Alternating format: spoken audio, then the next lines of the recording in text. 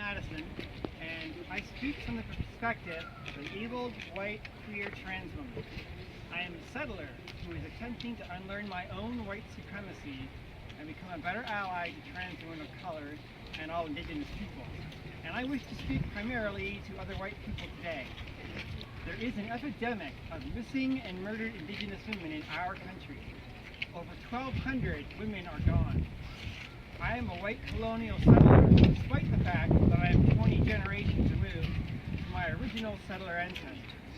And all white people, as settlers, bear individual and collective responsibility in Canada's public choice to allow our government to continue ignoring and supporting this campaign of colonial genocide.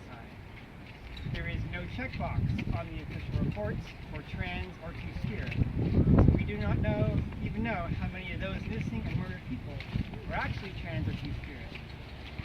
Indigenous, trans, and two-spirit people are subjected to greater levels of gendered violence, not the least of which is our binary system of gender, which states that there are only two sexes or genders. This is colonial gender, and it is one of the strategies of genocide which white people have used in our historical and continuing conquest of Indigenous territories, Indigenous communities, and Indigenous bodies. I wish to speak specifically about trans women of color today, but I want to be clear that our all political movement and feminism must be similarly centered on Indigenous, trans, and two-spirit people. Since the beginning of feminist movement, women of color have been telling us the idea of a universally shared sisterhood is a myth. Our collective image of a trans woman is that of a white woman. When we speak of violence against trans women, we are therefore choosing to center our politics on white women only. We quote the statistic that 72% of all LGBTQ homicides are trans women. This is false, because white trans women account for only 8% of those homicides, while trans women of color account for a staggering 65% of all LGBTQ homicides. Shame.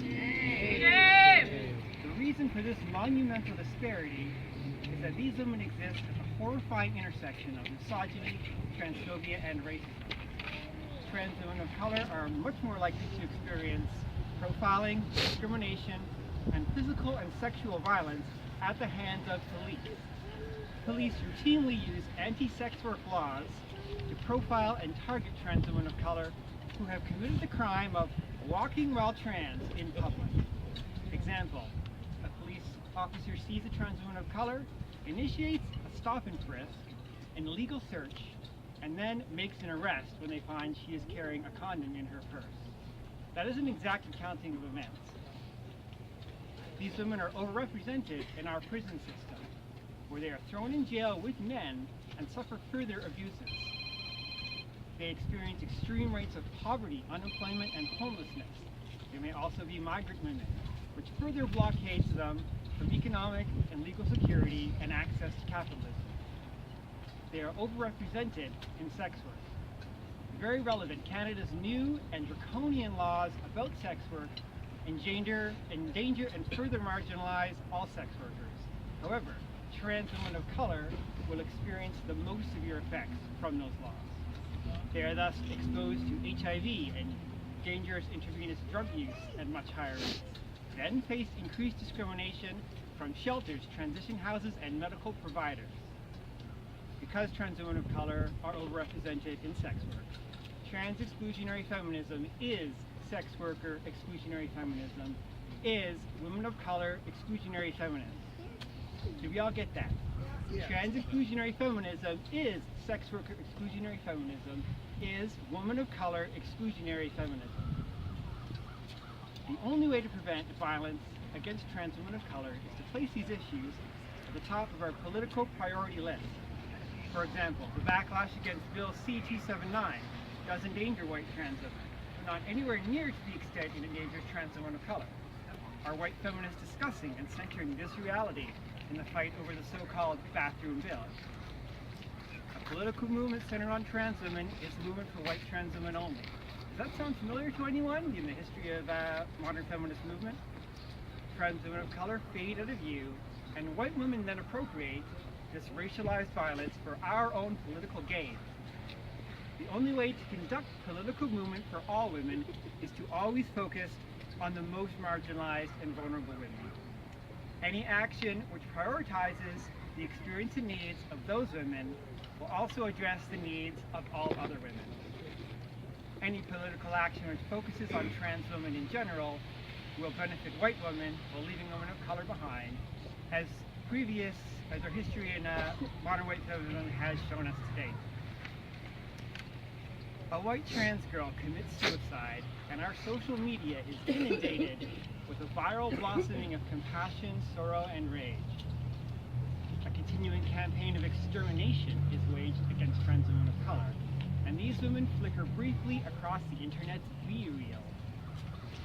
We humanize and empathize with a single white trans girl, paint our fingernails pink, while trans women of color are the 2/3 of all LGBTQ homicides. We retell the story of a white trans girl and collectively rage at the parental and societal hatred which drove her to take her own life. Trans women of color are dehumanized as we speak only of the violence and the death which they experience. We can all name Leila Alcorn. I can picture her face as we speak here today. I can see Leila. But do I see Bride, Penny, Haya, Hasman, Ty, or Lamia? These trans women of color have all been murdered in the last 3 months. Can we picture their faces as we can Leila? We tell stories about Leila.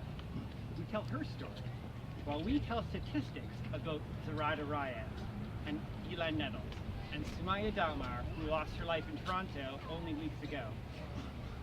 We will make room in our hearts for a white trans girl, while a procession of trans women of color pass before our eyes as if they were accidents on the side of the highway. We choose not to see the lives of these women. We choose instead to only see the horrendous and violent actions of the perpetrators of these crimes. These women are not their deaths. These women are not the violence which was perpetrated against them. And these women might still be with us today if we had chosen to see them while they were still alive. There are trans women of color who are still alive today.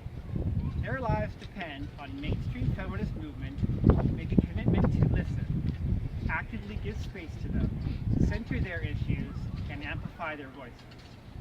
Our feminism will be a racist feminism until the lives, not just the deaths, of trans women of color are central in our political movement. Our feminism will be a racist, colonial settler feminism until the lives, not just the deaths, of Indigenous women and Indigenous trans and Two-Spirit people are central in our political movement. Thank you.